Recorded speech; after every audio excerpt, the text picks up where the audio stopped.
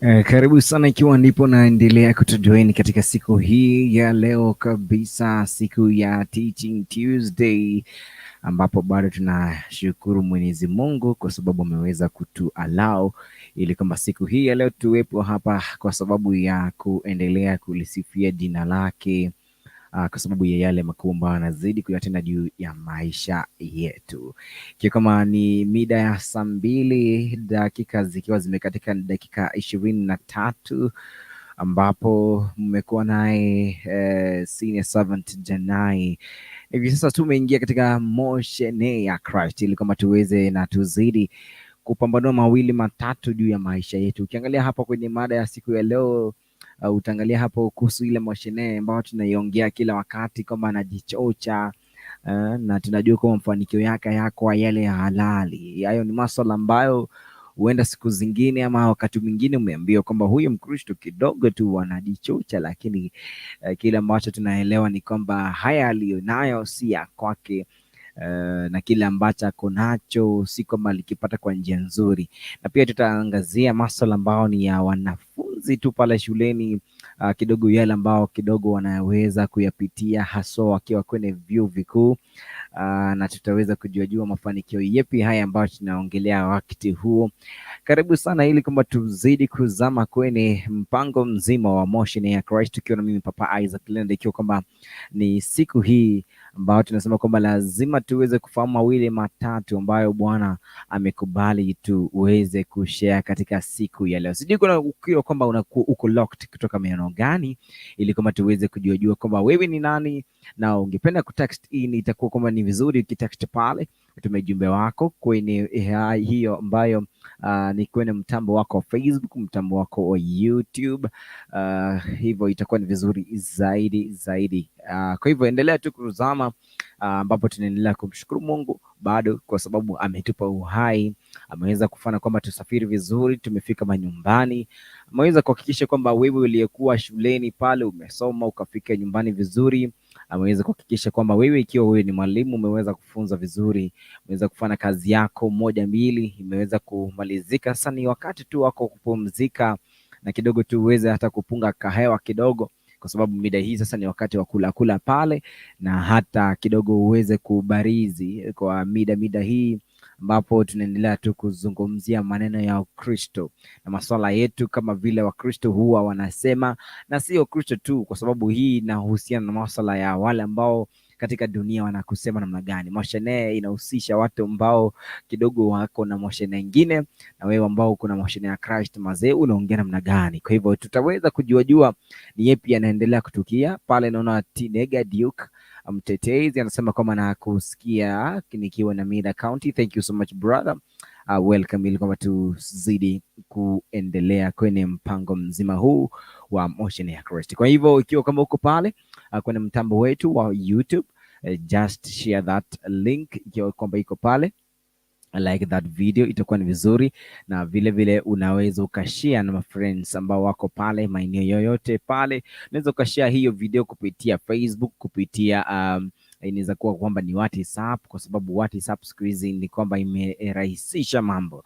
Na pia hata ikiwa kwamba unaweza kupitia kwa SMS, basi itakuwa ni vizuri, like the video, text in as well, just as well. Nipe sikio lako tunapoendelea kuzidi kuchanganua mawili matatu siku ya leo ya Tuesday, tuweze kujua ni yepi ama haya ambayo tunaweza kuyasoma katika siku hii ya leo.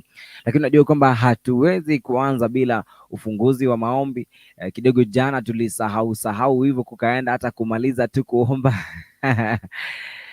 kwa sababu hali ilikuwa ni hali tu hivyo, ilijipata kama ni hali, lakini by the way we just finished well. Tunajua kwamba Mungu yuko pamoja na sisi, and but as well we need to pray ili kwamba aweze kuwa katika na kuchukua nafasi kubwa katika show yetu ya siku ya leo. Naona pale kuna robot Nega bado anaendelea kusema kwamba na kusikia pole nikiwa na Mira County number 046 tuko na wewe hadi mwisho. Thank you so much. Tuko nawe pia.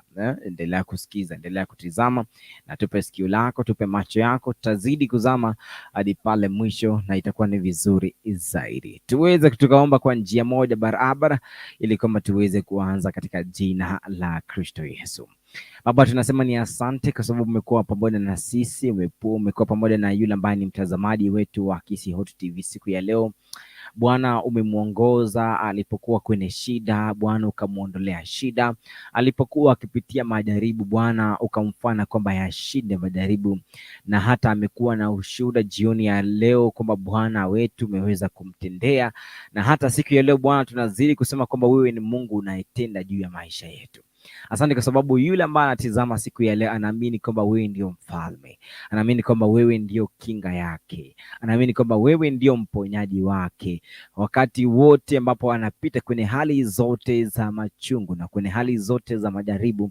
Bali anajua kwamba wewe ndio mwamba wake na hawezi akatingizika hata kamwe, kwa sababu wewe Bwana umemfanya yeye kuwa ni gongo lako na fimbo yako.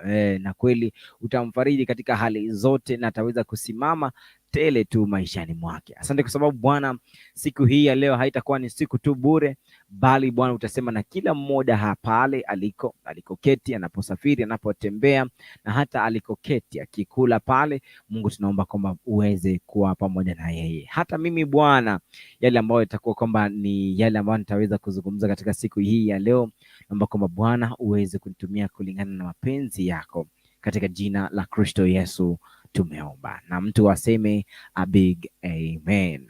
Alright, tunataka tu kwamba baada ya sisi kufanya hayo maombi ya ufunguzi, vile vile tu tukiwa tumefanya maombi hayo, tunaweza tukashare moja kwa moja. Ukiwa na hiyo link ambayo nairepost again, nairepost hiyo link yetu ya StreamYard, ili kwamba tuzidi kuambiana moja kwa moja kwamba hapa sasa mambo yameanza. Ukiingia pale kwenye mtambo wako wa YouTube, you can like the video as well, itakuwa ni vizuri na vizuri zaidi. Haya, tuzidi tu kuenda pale zikiwa kwamba zimekatika ni dakika 30 baada ya saa mbili hiyo hapa tunasema kwamba ni usiku. Kwa hivyo tuzidi kuendelea. Lakini kabla tu ya kwenda kwenye topic ya siku ya leo, lazima tuweze kusema experience ya day imekuwa namna gani. Sijui experience yako imekuwa namna gani, lakini experience ya kwangu ni vile tu sijui feel uko lonely sometimes. Ukiwa umeketi unaanza kufikiria, unaanza kuwaza kuhusu maisha yako. Leo tu nimekuwa nikifikiria kuhusu maisha yangu vile yamekuwa, na vile nimekuwa nikihisi katika fikira zangu, nikihisi kwamba niko na malengo fulani, nahisi kufanya hiki, nahisi kufanya hiki, na huenda siku moja mimi sijatimiza kitu fulani, na huo anaanza kujiuliza kwani hiki kilikuwa namna gani? Ulikuwa umelenga tu ukifanya maybe mwaka jana na maybe haujakitenda, so you are just asking yourself kwamba na hii jamani, mbona sikuifanya bana, mbona sikuifanya? Sasa unaanza kujiuliza kwamba nitaenda wapi, nitafanya lini, kwa sababu haya yote nimekuwa nimeyapanga kwamba niyafanye mwaka huu, but you know things have not gone well. Unajiuliza, kuna wakati mwingine unajiuliza kwamba mimi nitawahi heshimika lini, kwa sababu mimi naonekana tu kwamba mimi ni mtu mzima. Wakati mwingine unajiuliza kwamba mimi naona kwamba mimi sijafika kile kiwango. I want to tell you kwamba kuna wakati unajiuliza maswali kama hayo, but what came into my mind leo ni ile nguvu nilijipea kwamba hata kama mambo yako namna hii, I still believe that God is going to be with me. I still believe that God is helping me. I still believe that God is making a good shift in my life. Anaenda kufanyia shift nzuri tu kwa maisha yako. Kuna vitu fulani ambavyo vimeweza kupatikana ama kupatikana ama kuonekana kwa maisha yako, ambavyo unaona ni kama vimekatisha, vimekupa tamaa yako imekatika, but you know all this along inakufunza vile unastahili tu kuishi, because haustahili tu kuwa hivyo. Your thinking can be against what God thinks about you. Kuna vile unavyofikiria, unaona ni kama mimi vile ninafikiria na feel tu niko low, lakini kuna vile mind ya Mungu tu kwa maisha yako iko very different. So mimi nilikuwa ninafikiria vitu vingi, hasa ndio kuna vitu vya msingi ambavyo vinatukia kwa maisha yangu. So like ulikuwa unajiuliza like hii wiki itaisha namna gani? Ukiangalia mfukoni kidogo kidogo pesa haipo bana, unajiuliza kama hapa bana, nimeshindwa, nimekwama sasa hapa, yani maana sioni kitu. Sijui hii imekuwa kwako, sijui imekuwa kwako. Leo unajiuliza, leo ni tarehe 8 bana, sijapiga hatua bana, hakuna kitu mfukoni, mfuko tu hauna kitu bwana. Challenges ziko hapa na pale, kidogo mnasukumana, familia inakusukuma, unahisi ni kama watoto wamefukuzwa fees, na unaona kwamba term inaisha, na hapo unaangalia term 3 inakuja hapo mwezi wa 4 5 hapo, unajiuliza kwamba itakuwa namna gani jamini, unajikuna kichwa, unashindwa hata kulala.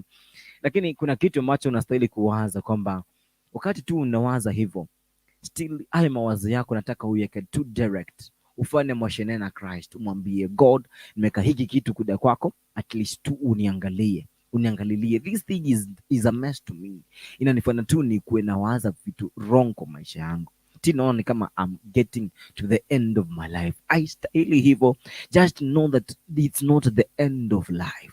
Ukifikiria kwamba mimi niko lonely, unajua kuna wale kidogo alikuwa anafikiria vile atakuwa na mke wa aina gani, atakuwa na mtu wa aina gani, vile atapita mtihani wake wa shule na kidogo hajapita, na vile atafika college. Unajua kuna wale ambao walikuwa na matazamio kidogo, akimaliza tu pale form 4 apate kitu kama A plain, B plus, C plus and above, kwa sababu hiyo ndio alama itakayokupeleka kwa chuo kikuu ama college. Kwa hivyo unapopata haupati, unahisi ni kama mimi nachukiwa na Mungu namna gani? Yani watu pia wanaanza kukuchomea, unasikia ni kama wanakuchomea, but there is one thing I want to tell you, watu wakikuchomea haimaanishi ni wao walikupa hiyo life nayo, nakwambia. So ukiwa unafikiria peke yako kwenye mawazo yako, unafikiria ni kama hawa watu, by the way, they're just judging me, they're just against me, they're just doing this because they don't love me, I'm not loved. No, unapendwa. Kuna mtu ambaye anakupenda siku zote, kuna mtu ambaye anakuwazia mazuri siku zote, kuna mtu ambaye siku zote tu anataka wewe ufaulu, kuna mtu ambaye siku zote yeye anataka siku zote usonge mbele na katika maisha yako usiwe una worry. Yani anataka tu kila kitu kiende tu sambamba na uweze kufikia lile lengo lako la maisha. Sijui kama unanipata, lakini ukiwa unanipata itakuwa ni vizuri. Kwa hivyo ukiwa unanipata kwa njia hiyo, basi unapokuwa unafikiria, usifikirie sana. Siku zingine fanya sasa communication. Wakati wa communication yako, wakati unaendelea kujifikiria na kufikiria maisha yako, pia fikiria vile Mungu anakupenda. Usifikirie tu vile uko down, vile haupo, vile haufaulu, vile umeshindwa kufikisha kitu fulani, vile watu wamekutelekeza. Usifikirie kuhusu hayo. Saa zingine tu chukua muda wako kumwambia Mungu, Mungu, nahisi hivi, ungenitendea hivi ningesikia vizuri, nahisi ingekuwa maisha yangu yangekuwa namna hii, ningehisi vizuri. So like you need to talk to God, communicate to God, tell God kitu ambacho unataka, inakuwa ni vizuri. Haya, tuzidi kuzama, kwa sababu nilikuwa nikiongelea masuala haya kuhusu wakati unajifikiria, na imekuwa kama wewe umekuwa ukijifikiria wewe ni mwanafunzi wa chuo kikuu. I want to tuzame kwa haya aswa kwenye mada ya siku ya leo, kidogo niweze kushare pale, niweze kushare something hapa kwa what is up, ili tuweze kuzama sisi wote kwa njia ya pamoja. Naona pale zimekatika ni dakika 36 baada ni saa 2 usiku ama 36 hours. Kwa hivyo ikiwa kwamba unaendelea kutufuatilia pale, itakuwa ni vizuri. We are happy for you, tunafurahi sana tukiwa na wewe. Let me just link some people hapa kwa njia ya mitambo ya WhatsApp, ili kidogo wataweza kuingia, ili tuweze kuzama kwa mpango mzima huu wa motion ya Christ, kwa sababu unajua I want to link up. Kwa hivyo chukua muda wako kidogo, weza kulink up pia na wengine ambao wanatizama kutoka maeneo mbalimbali. I know they are from various places ambao ni mbali sana, but I really believe kwamba masuala yetu yako sambamba kabisa. Haya, I've given you 1 minute. You 1 minute itumie vizuri. I'm trying to share right away. I'm sharing. Pia wewe endelea kushare. Endelea kushare kabisa kabisa kabisa kabisa. We are trying that. We are trying that. Tunazidi kufanya hivyo kabisa kabisa. Endelea kushare. Mi ninaendelea hapa kwa upande wangu. So let us just share this ili kwamba wengine waweze kufikiwa na waweze kuingia kwenye Mwenyewe Christ, mpango mzima katika usiku wa leo. Hata kama mtu atakula kidogo pale, hata kama kidogo mtu anaiona, wewe tu mtumie, atashiba. Atashiba, I know that. Alright, tunaendelea tu kushare kabisa. Share. Naangalia pale. I'm still sharing, by the way. I'm still sharing.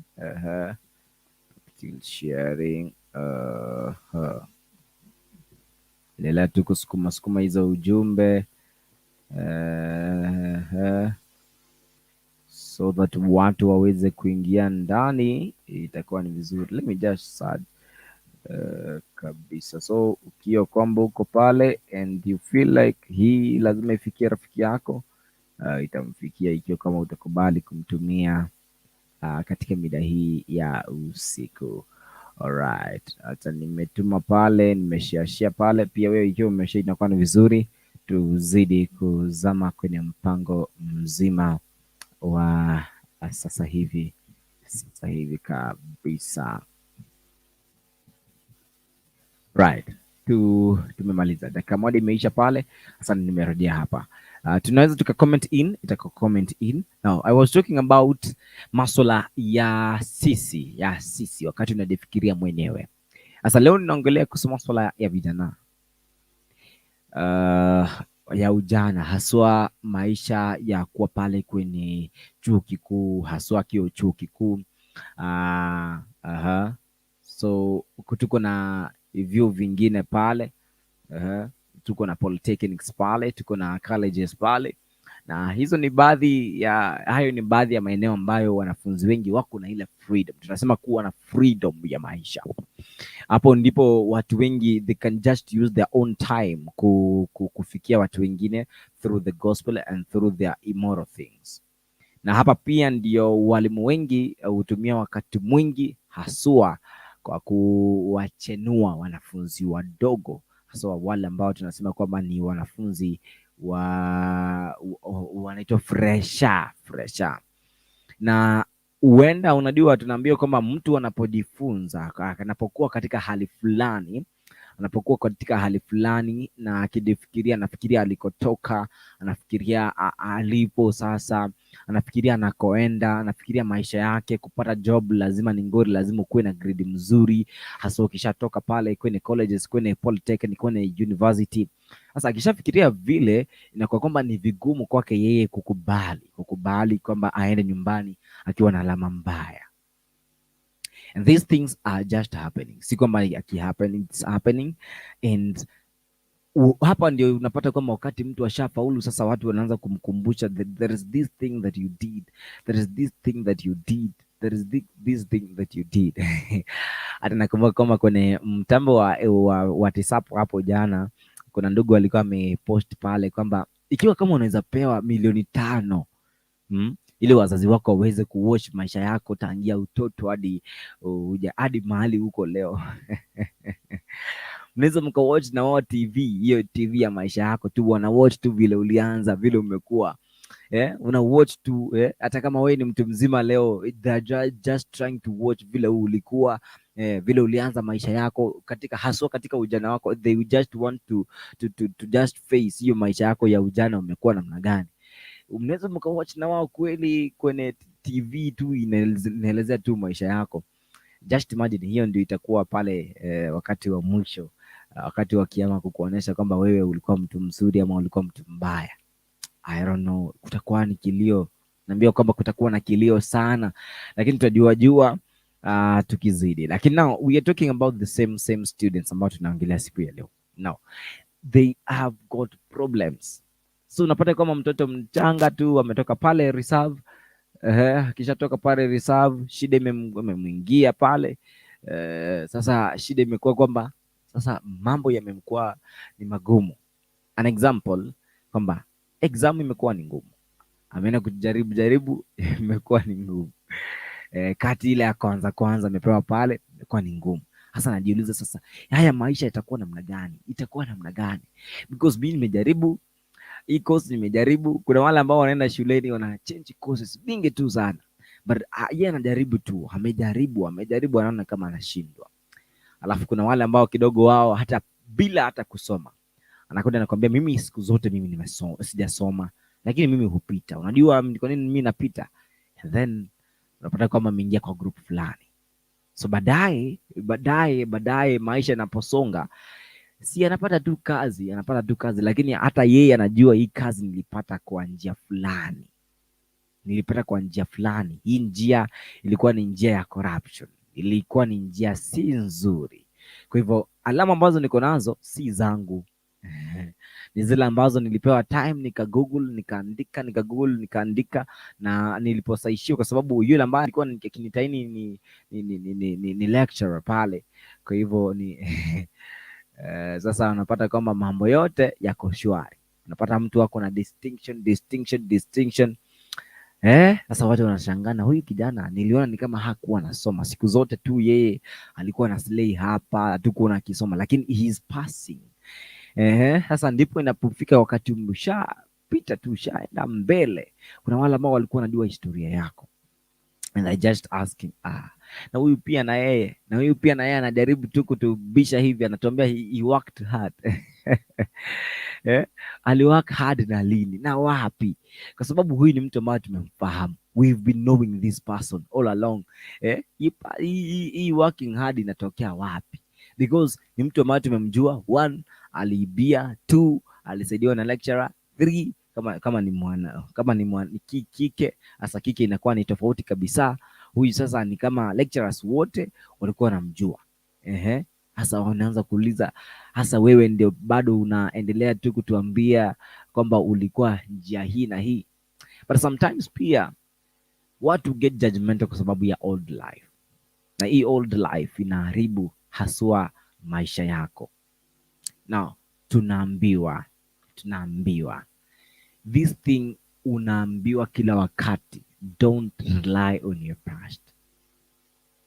Wacha mawazo yako yaweze kufanya yawe mapya.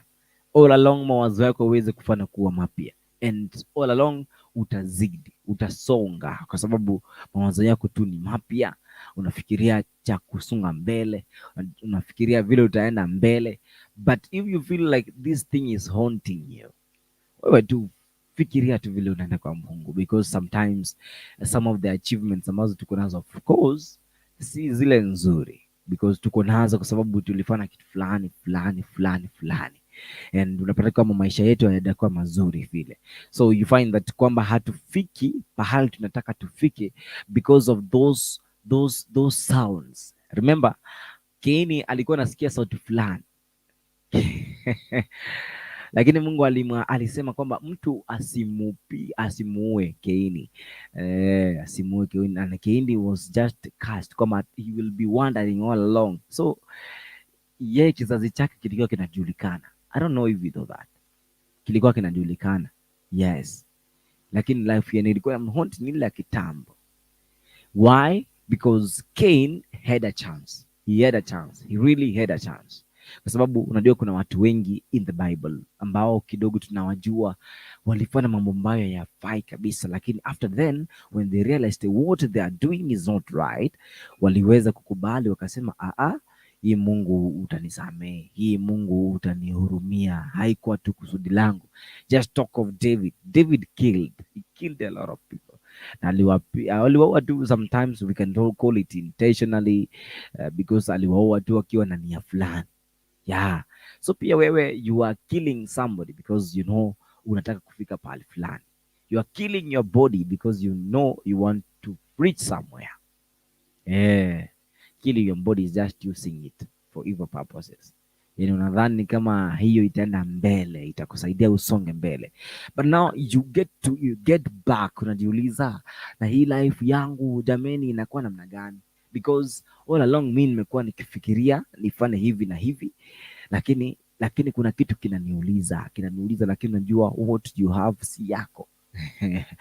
Sijui kama hii inakuwa pia kwa politicians, inakuwa kwa wale watu ambao tumekuwa tukikampenia politicians all along, miaka yote tu na kampenia politician, na pesa zenye unapewa siku zote hufikishi, kwa sababu unajua hii nikifikisha zote hizi sasa mimi nitakuwa namna gani?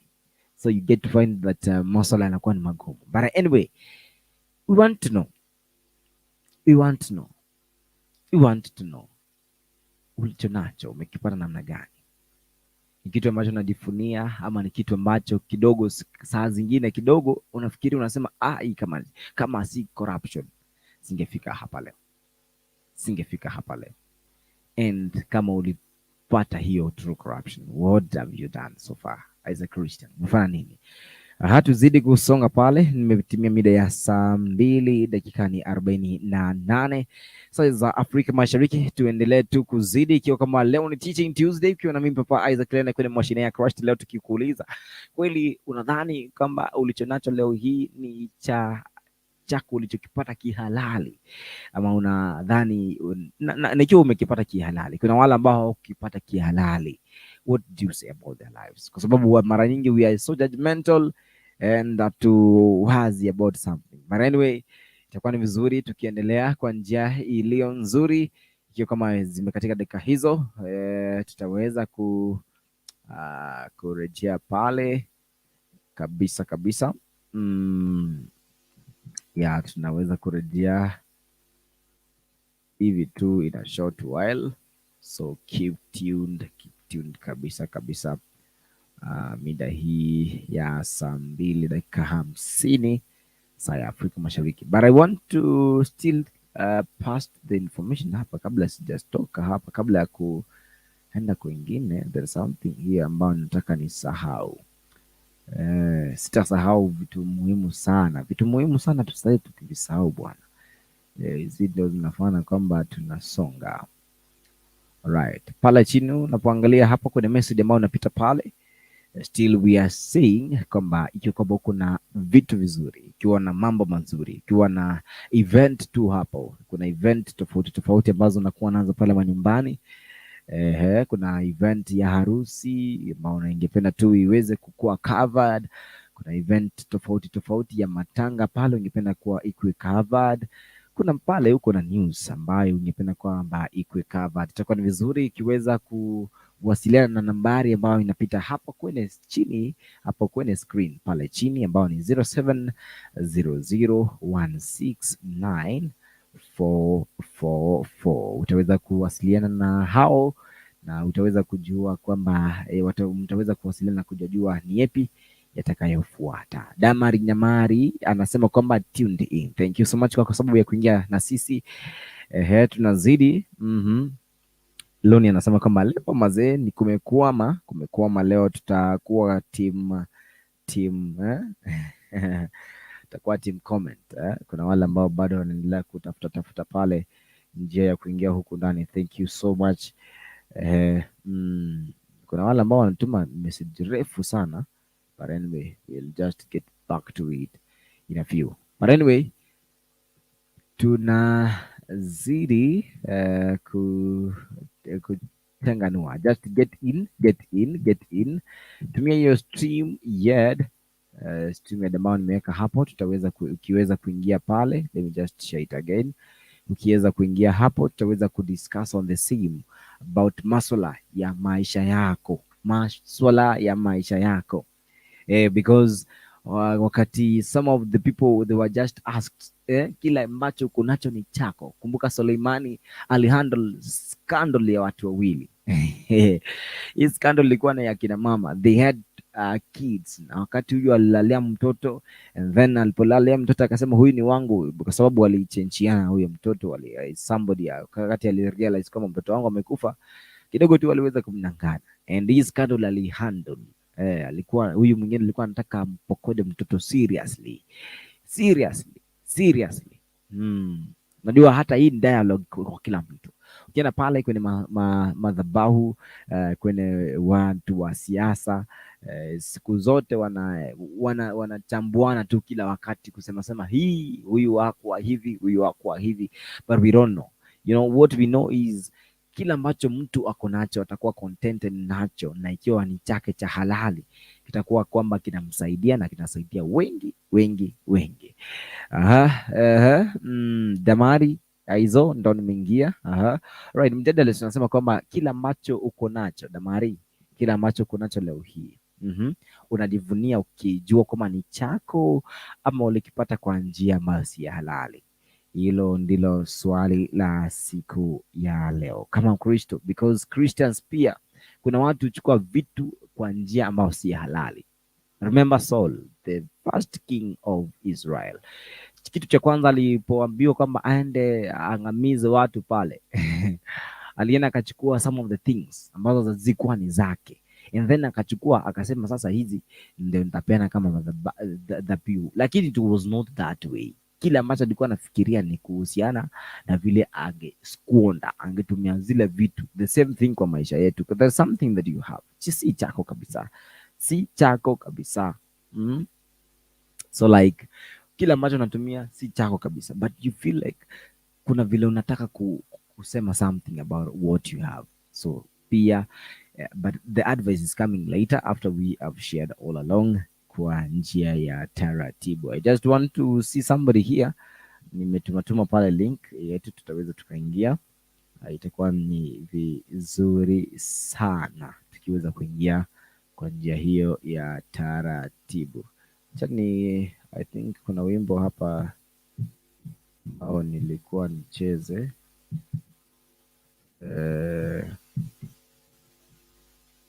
Unaitwa kwamba ni wimbo mmoja tu hapa ambao nilikuwa niucheze ambao kidogo tu nimeusahau, lakini unakuja in a few.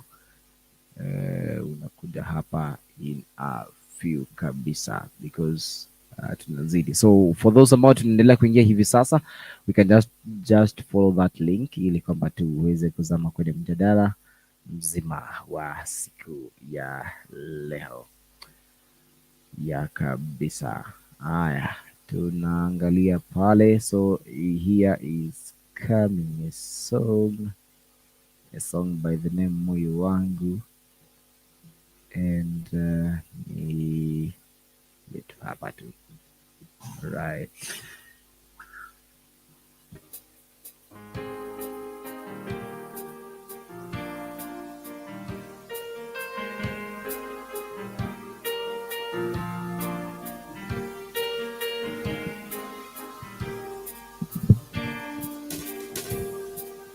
Moyo wangu usikie tena, moyo wangu usibabaike, naye Mungu mkuu sana, naye Mungu muweza wa yote.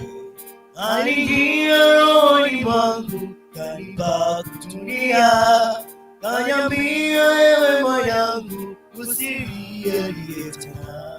Aliingia rohoni mwangu, kanipa kutulia, kaniambia ewe mwanangu usilie tena.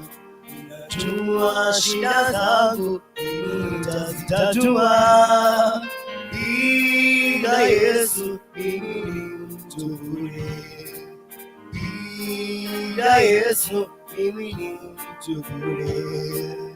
Kati giza Yesu mwanga wangu, kati huzuni Yesu ni mufariji, kati vita Yesu mwanga wangu, katika njaa Yesu mkate wa uzima. Yesu kimbilio, hajawahi kuniacha. Yesu mwanga wangu, mahali pa kujificha. Yesu kimbilio, hajawahi kuniacha. Yesu mwanga wangu, mahali pa kujificha. Anajua shida zangu,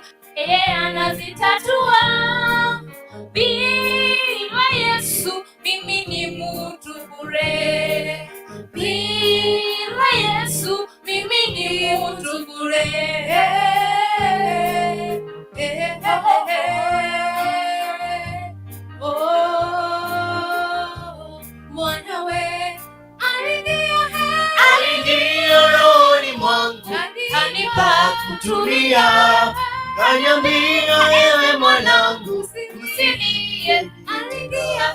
Aliingia rohoni mwangu, kanipa kutulia, kaniambia ewe mwanangu usilie. Najua shida zangu mimi nitazitatua, bila Yesu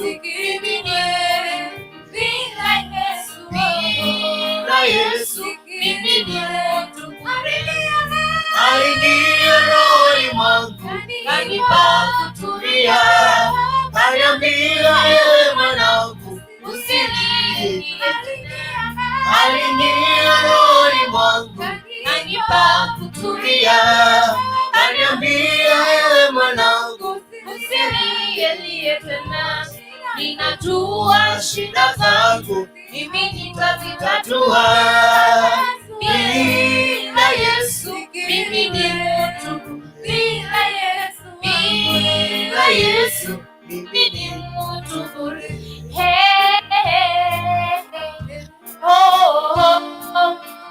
Ndani ya Kristo ninaweka tumaini langu.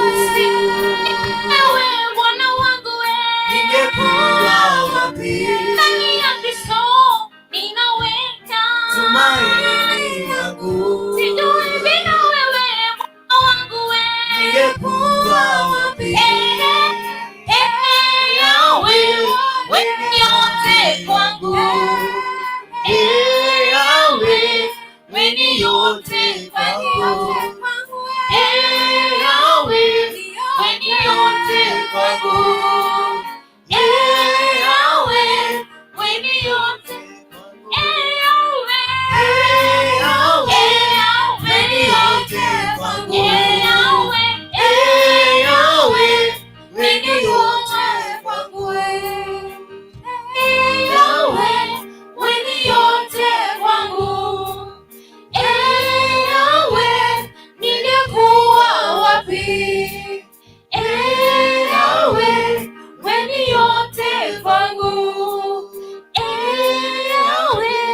wewe yote kwangu.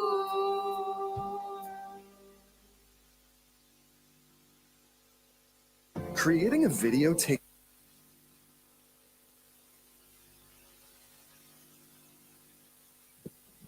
Right, tumeweza kurejea tena. Yeah, thank you so much. Wimbo ambao umeondoka hapo ni wile ambao unasema kama wewe ni yote kwangu pale.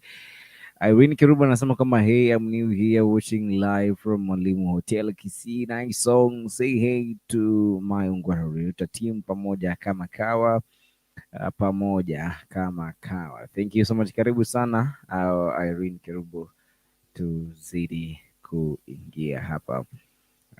I'm just waiting for the rest ili kama tukiingia hapa at least it will be better for us to just discuss on the same issue. But tumeweka hapo kwamba watu wengi watakuwa na kujaji kwa sababu ya masuala fulani kwamba kidogo hii umefanya kwa sababu ya kusaidiwa pahali na mambo mengi, lakini we'll get to know kwamba wewe unahisi aje kuhusiana na swala hili la wewe kuambiwa kwamba hili jambo kidogo umelipata kwa sababu ya njia fulani, sijui ni wanasema corruption. Kwa hivyo utaweza kulifahamu kutoka kwako wewe, ikiwa kwamba wewe umepata vitu vyako kwa njia gani. Ukiangalia mali yako yote, ukiangalia vitu ambavyo unavimiliki, umevimiliki kwa njia iliyo halali, na wale ambao kidogo wanaambiwa kwamba si kwa njia halali, ujumbe upi kwao? Otherwise when in Mkristo you should talk something. Otherwise wale ni wa team comment, thank you so much. Bado naona pale mnaendelea kutufuatilia. Kuna watu ambao bado kwa mtandao bado they are just following, thank you.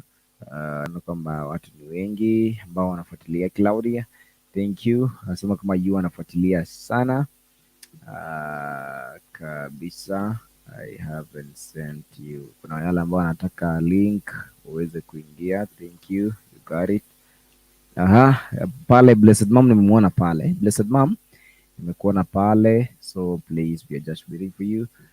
Ili kwamba muweze kuingia hapa tuweze discuss on the same issue leo hii.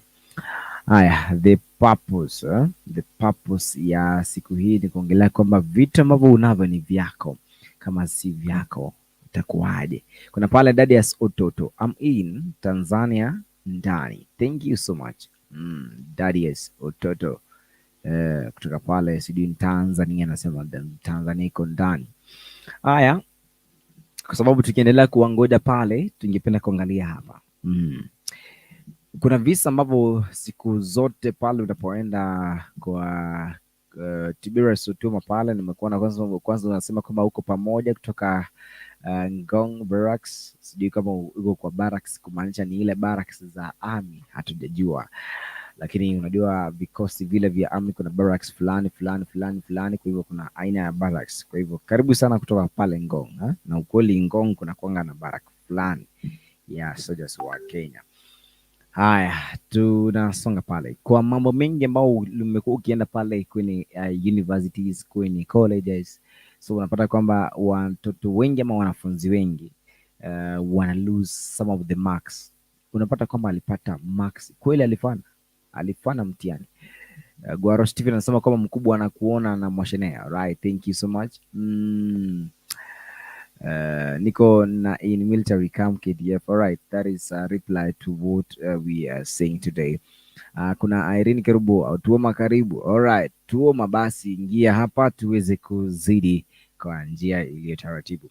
So kuna masuala ambayo nimekuwa nikisema kwamba kuna wanafunzi ambao kidogo wanafanya mtihani, anapoenda shule, anapoenda pale chuo kikuu kufanya clearance pale ndio aweze kuingia kwenye graduation, kidogo inakuwa ni ngumu sana. Kwa sababu gani? Kwa sababu marks yake ama alama zake ziko zimeweka kwenye njia, katika njia iliyo nzuri, and then sasa inabidi apite kwenye afisi za lecturers. Na hapa inaripotia kwamba hata kama ni lecturer wa aina gani amekuwa akifanya hajafanya vizuri, and they have been taking advantages on the same, kwa sababu wanataka uwezi ukapewa result kama kweli hujaongea naye vizuri. Kama ni pesa, kama ni mwanaume ni pesa, lazima utoe hongo kidogo ndio upewe marks nzuri, so that has been happening. Lazima ufanye vile, so hatujajua, lakini anyway, wanaume they are very much allowed kuingia, ndugu yangu. Garo Steven anaulizia pale, ingia sasa wanaume. Hii ni mashine ya Christ baba, si mashine ya watu ya Christ. All right, blessed mom nakuona pale. Hujambo? Niko salama. Uko vizuri kabisa? Upande wangu niko poa, nashukuru Mola. Vizuri. Sasa tunaongelea kuhusu mashine hii, kuhusiana na yani tunasema tu kila ambacho kunacho kufikia sasa hivi unaweza ukainua mikono useme kweli hili ni dasho la kwangu. Sijakupata. Sijakupata. Hujanipata hadi na unaendelea kusema hujanipata na nimeongea. Anyway, I'm saying kwamba wewe ulivyo hivyo, kila ambacho uko nacho, kama ni mali, kama ni ngombe, kama ni alama za university ama college ama zozote zile, are you saying that zote umezipata kwa njia ya halali ama si njia ya halali? Mimi on my side. Kwanza kabisa ningependa kupeana kitabu cha Isaiah 12:4 na 6 ambayo inasema tumshukuru Mungu na tutangaze matendo yake. Yes. Kutangaza matendo yake ni vile tunaongea hivi.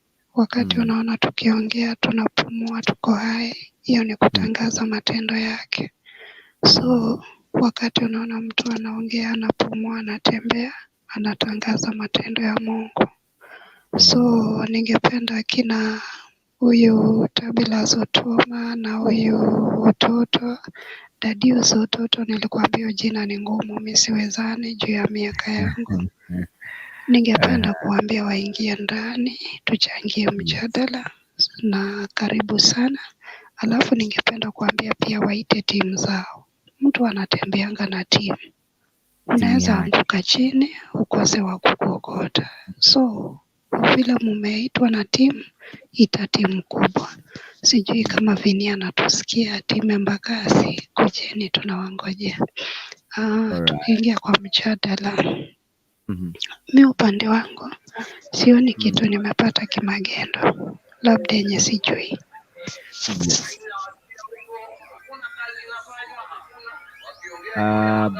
Senior servant Momanyi Janai umekuona pale, ujambo? Jambo mingi baba. Sasa umefika nyumbani? Nimefika. Nashukuru Mungu. Leo tungependa kuongelea kuhusu masuala fulani kuhusiana na kama Mkristo. Unajua kama Wakristo kuna vitu katika maisha yetu tumevipitia ama tumejihusisha nazo. Haswa kama Mkristo, huenda wewe ni Mkristo, yes you are a Christian, ama wewe si Mkristo, lakini kuna vitu ambavyo umevipata kwa njia yako, kama inaweza kuwa ni mali, inaweza kuwa ni alama za university. Ukiangalia tu hizo vitu zote unasema kwamba ni akili yako na kazi yako. Hapo ni kulingana na kusema kwamba Mungu alinisaidia, ama tu unasema kwamba hapa kuna mtu alinisaidianga eneo kupata marks fulani ama kupata mali fulani kwa sababu ya hili na hili. Lakini ikiwa ulipata kwa njia halali, tuambie pia.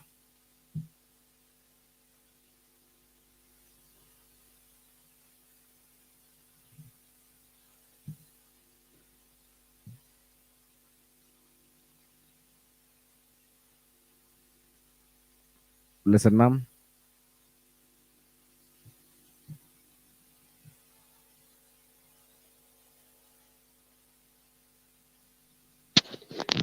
Nafikiri umepea mtumishi nafasi. Mtumishi neti yake imekataa kabisa, unaangalia pale inasumbua, lakini ikirejea nitaweza kumpa nafasi. Nilikuwa nasema upande wangu, mimi hakuna kitu nimepata kimagendo, labda yenye sijui. Unajua kuna vitu zingine unaweza kujui. Mimi hakuna kitu nimepata kimagendo on my side. Alright, kuna wale ambao wamepata kimagendo na hiyo inawahaunt kwa maisha yao. Ungependa kuambia namna gani?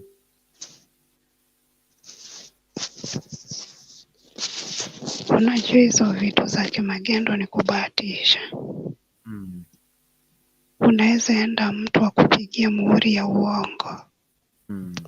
Sasa wewe ukienda pahali, ikienda kuangaliwa vizuri, unapata biashara inakuchoma. So mimi upande wangu sipendelei hizo vitu za kimagendo, lakini ni upande wangu. Najua kila mtu kuna vile ya mwenyewe anajijua. Labda kina Geti wakuje, Kiababa wakuje, watuambie kama wanaona hii kimagendo ni mzuri. Juu mimi tunaongelea masuala fulani, exempt tu kuongelea hiyo. Tuko na brokers wako brokers, mtu anakuambia hili shamba linauzwa taslim milioni 5, na hapo yeye ameambiwa hili shamba linastahili kuuzwa taslim milioni 2. Hiyo najua already pesa ambazo amezipata hapo, si eti kwamba ni akili. Hiyo ameiba.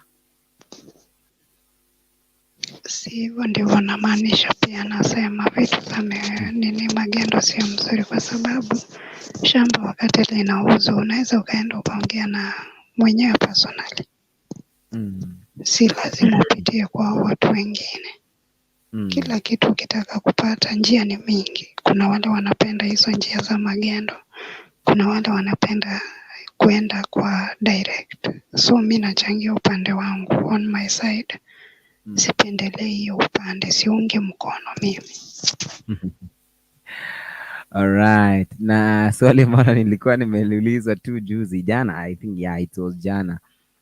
Yaani kidogo tu upewe nafasi wewe na mzazi wako kuonyesha picha za ujana wako, vile yale mambo ulikuwa unafanya kwa ujana wako wote, mnaangalia TV na mzazi wako akupe milioni 5, mnaweza mkaona na wao yale ambao walikuwa ukiyatenda tangia your youthful age. That means kuanzia 12 years to 35 ama 30, 30 to tuseme 30 years?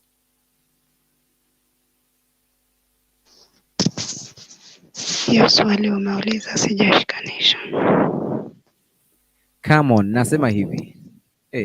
Sasa sijui Mimi sipendi kuitikia tu ama kukubali tu kitu sijashikanisha.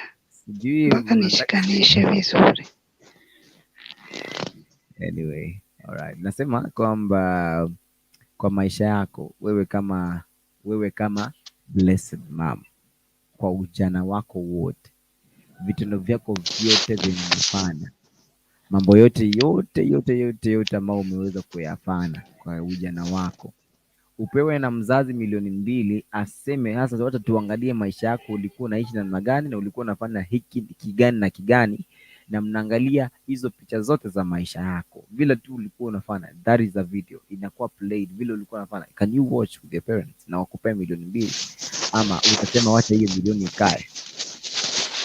Una watch na parents wote wawili ama mama peke yake? Wote wawili. Wote wawili mimi siwezi kubali. Kwa nini? Mimi siwezi kubali sasa babangu mamangu nikae nao chini hivi alafu tuanze kuwatch. Sasa hiyo ni picha gani?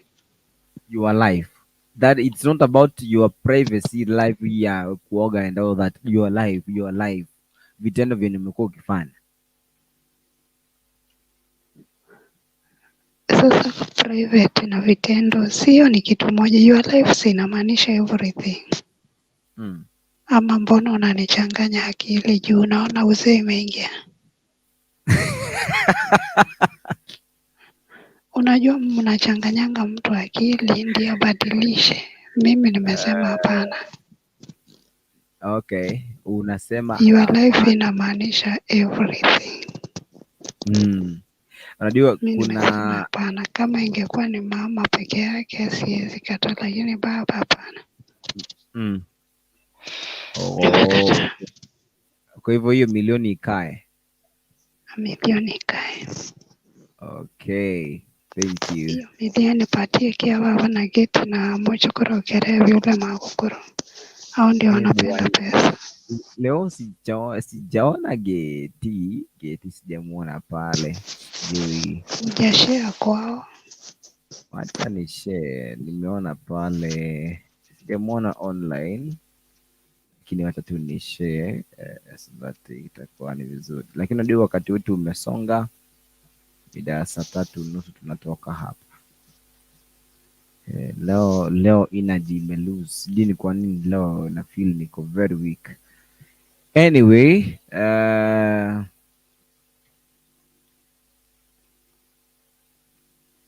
ni vitu gani hivi ambavyo ulifanya for survival? Mambo gani haya ambayo ulikuwa unafanya, yani you just did it because you wanted to survive?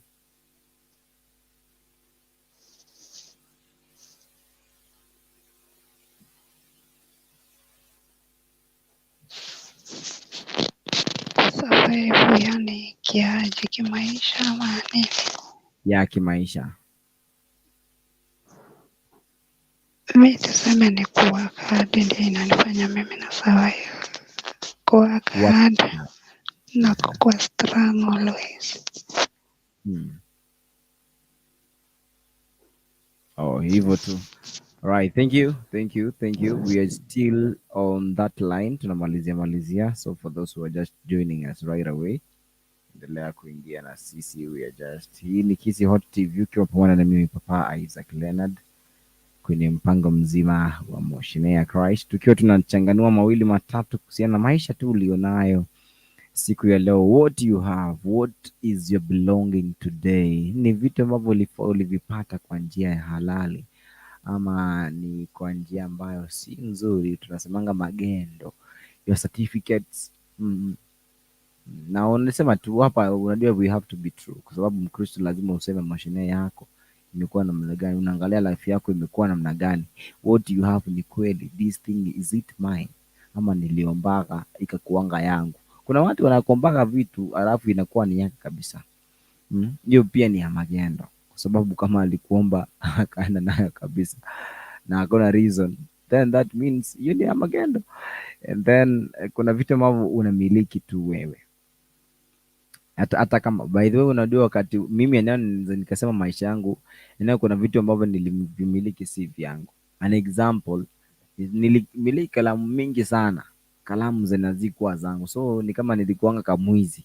So, na hiyo ni ukweli, vile mama huwezi niambie eti huku wahi chukua kalamu ya wenyewe. Kuna vitu zenye ulitumianga zenye si zako, and trust me, hiyo ulikataa kuongea. Isaac, mimi sipendangi kuongea uongo, mimi napendanga kuongea ukweli. Ni kumaanisha kalamu Sasa zenye ulitumianga high school zote zilikuwanga ni zako, haikuwa ya mtu then yene wacha tutumie example ya my son. Aha. My son saizi anaweza kuwa na kitu ya mtu akifanyia nini, si akitaka kitu ananiambia.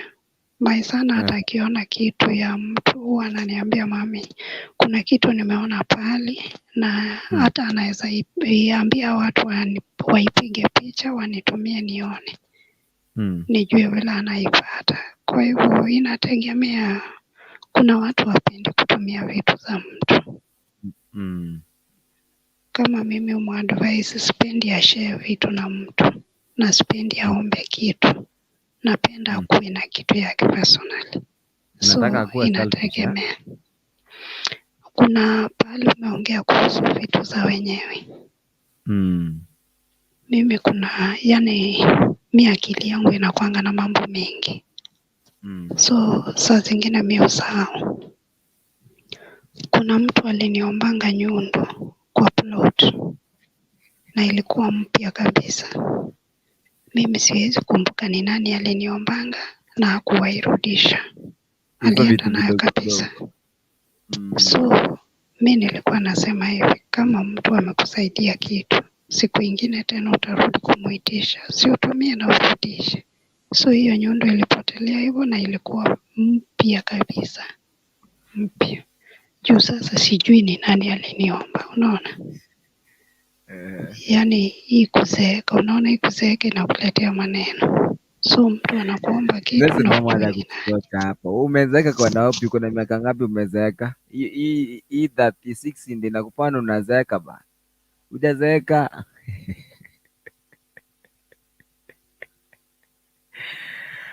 Haya, ni sawa. Najua saa hii uliturn 36 by the way. Ile bashi sijui bashi nyingine, bashi iko lini? Ya 37. Juu last year we celebrate ya 36. Mimi sina birthday. Ile sherehe niko nayo ni ya kushukuru Mungu, na Monday ni Valentine ya my shosh. So ukisikia keki, sina keki yangu hapo. Keki yangu mpaka next year mwezi wa 7.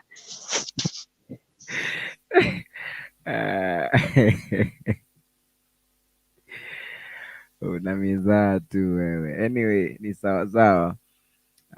Leo nimengoja watu hadi nimekauka mdomo.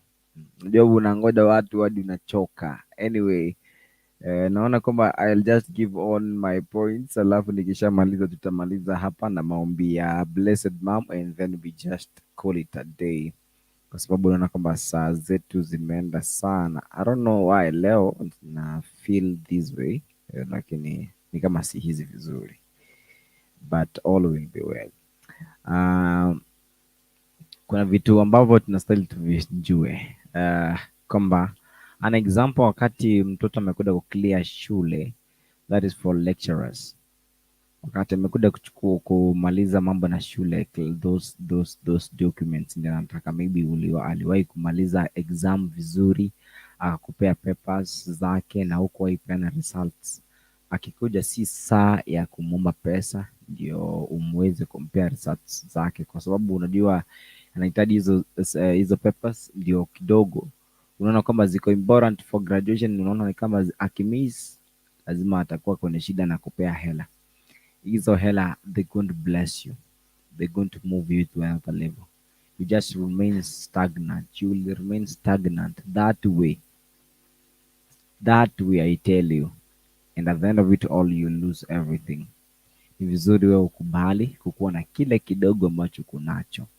Just see these people as people who are good people. Wanafunzi wanapokuja kuclear shule pale, it's not right.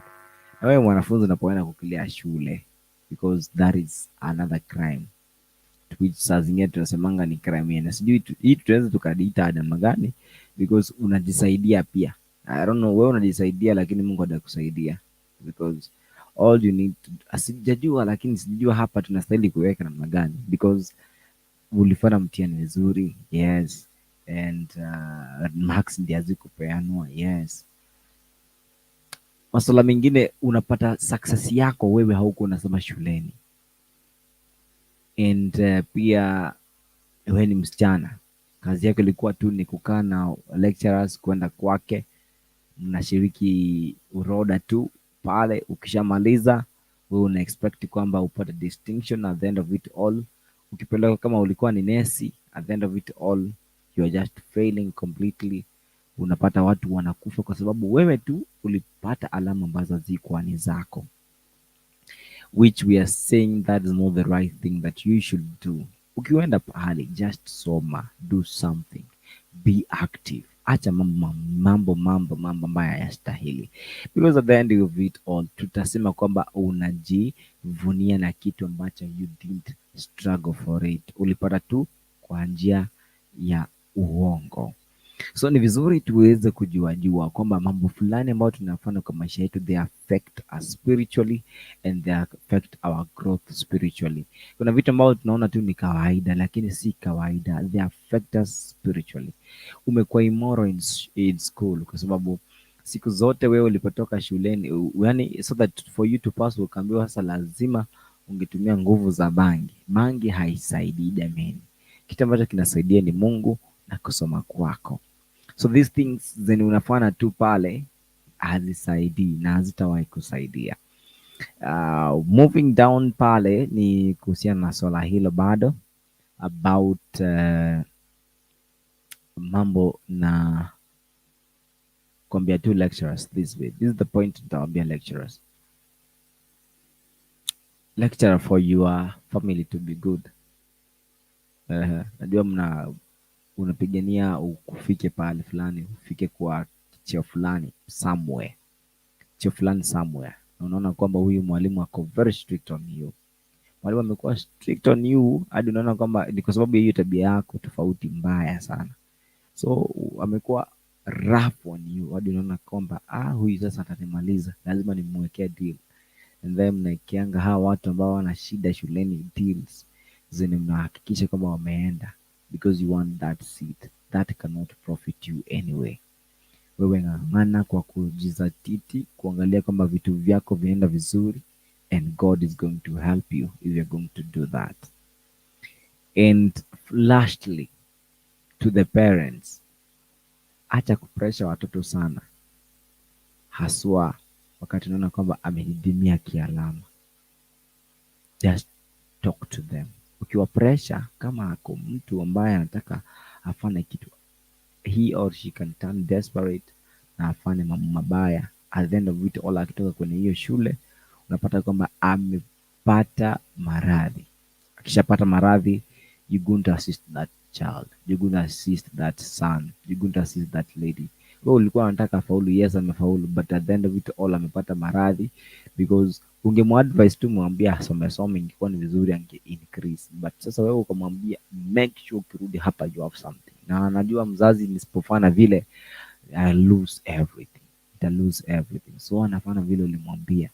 So it's better for you our parents, tuongee na watoto wetu kwa njia iliyo nzuri. Talk to your children kwa njia iliyo nzuri. After talking to them, they'll get to understand, na watajua maisha yao yamebebwa na Mungu. Yamebebwa na Mungu, si wanadamu. Because all along, mi hata naomba tu hata serikali ingesaidia tu hapa, because even in colleges, most of the colleges they're just doing exams zenye zimesetiwa na NEC, yani hakuna mtu anakuja kuambia eti you lost some marks, unaenda kutafuta marks sijui ni wapi. And that is why some of the people ambao wanatoka kwa shule fulani, si wote lakini wachache, some with which they mention nani so they come out, alisoma, alipata distinction, alipata pass, alipata sijui ni credit, lakini ni mtu alikuwa anastahili kupata fail. Na akipewa kazi, oh my goodness, anachafua kazi. to which inapata kwamba si picture nzuri. So it's better for us to really realize what we are doing to our society, realize what we have. Tusikuwe kitu kama Saulo tu alichukua vitu ambavyo havikuwa vyake, akasema kwamba anaenda kupeana kama dhabihu, havikuwa vyake. A message that person ambaye kidogo umelose hope kwa sababu wewe kila ambacho ulikipata ni kwa sababu ya haya yote. Still God says kuna ile time ya kuomba msamaha. You have that time ya kuomba msamaha. Just have time ya kuongea na Mungu, mwambie God, mimi niko na hii shida na hii shida. I know you can help me. God is very, very, very close to you. He can help you. He will help you. Hakuna kitu ambacho Mungu amekosa kukifanya. So kwa maisha yetu, ikiwa kama unahitaji kwa maisha yetu ama yako, ikiwa unahitaji Mungu akusaidie, just tell him your problems, because all along kama ulifanya hivyo, whatever you have is not yours and you feel like you should be telling God something, tell God. Na ikiwa ulikuwa ushaambia Mungu vitu kama hivi ukaomba msamaha, just know that you communicated to God and not to any human being. Kuna masuala fulani ambao ulikuwa unahitaji Mungu akusaidia na amekusaidia. At the end of it all, we call it a day and we say that God will have to bless you. God will have to uplift you. At the end of it all, kila ambacho ulikuwa unataka kuachieve kwa maisha yako kina come to pass, na unakuwa kwamba you're successful in one way or the other, and by doing so unapata kwamba kila jambo ambalo unalifanya linafanikiwa kwa sababu mawazo yako ya kitambo yashaondolewa. Sasa unawaza yaliyo mazuri na mapya katika maisha yako. Getting back to Blessed Mom, ningependa kuona picha ikiwa kama uko pale, you can just open that picture ili kama tuweze kuendelea kwa njia ya taratibu and show ya leo. Mimi nashukuru kwa hiyo mafunzo umetufundisha. Kwa wale wanafuatilia ama wenye wanasikiza, najua watasaidika. Watoto wetu lazima tuongee nao na tuwaombee pia Mungu aweze kuwaguza. Yes. Wewe unaweza kuongea na mtoto akose kukusikia, lakini kupitia kwa kumwombea pia Mungu anaweza tenda jambo. Mimi nashukuru sana kwa hiyo mafundisho. Thank you so much my sister. I wish that you can pray for us so that tuweze kumaliza kwa sababu unaona wakati wetu umesonga. Kwanza nashukuru wale wamechangia hii mjadala hata kama ni kwa comment section. Nashukuru wale wameshare hiyo stream kwa sababu kuna watu huenda kurudia baadaye. Nawashukuru wote popote walipo. Wacha tuamini na tuombe. Mtakatifu Mungu wetu aliye juu mbinguni, tunaja mbele zako usiku wa leo tukisema ni asante kwa ulinzi wako mwema. Umetulinda tangu asubuhi hadi masaa. Wengine wanapoenda kulala hii masaa, pia tunawaomba ukawalinde. Katika jina la Yesu tunaomba na kuamini, amen.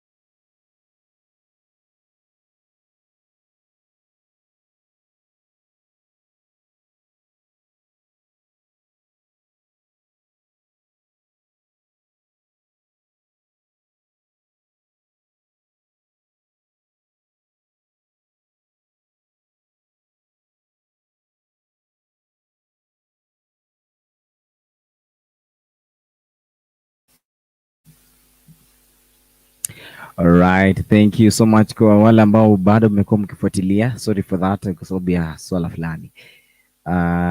We are back. Tumemaliza. Kwa wale ambao mmetujoin hivi sasa, we have just finished ours. Tunasema kwamba tumemaliza show yetu ya leo. Mtaungana naye ndugu Kurukuntu mida hiyo ya saa 4. Kwa hivyo kufikia sasa sina la ziada. Nikuambia kwamba uwe na usiku mwanana na tutapata kuongea na wewe siku ambayo itafika ni hapo kesho kuanzia mida ya saa 2:30 hadi saa 2 hadi saa 3:30.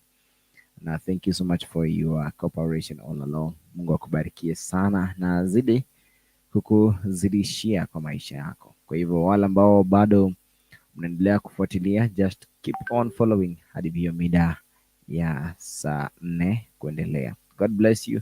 Tupatane hiyo kesho by the grace of Jesus Christ. Now may the grace of our Lord Jesus Christ and the love of God and the fellowship of the Holy Spirit be with us now and forevermore. Amen and amen. Thank you so much. Blah blah blah blah blah. Oh, John Mesa Pastor. Bwana Yesu asifiwe. Pia mimi nimeingia. Thank you so much Pastor, kwa sababu wewe ndio nimeona comment yako ya mwisho. Thank you Pastor. Pia kuna wale Pastor tunatafuta inbox, tulikuwa tuongea kitu fulani.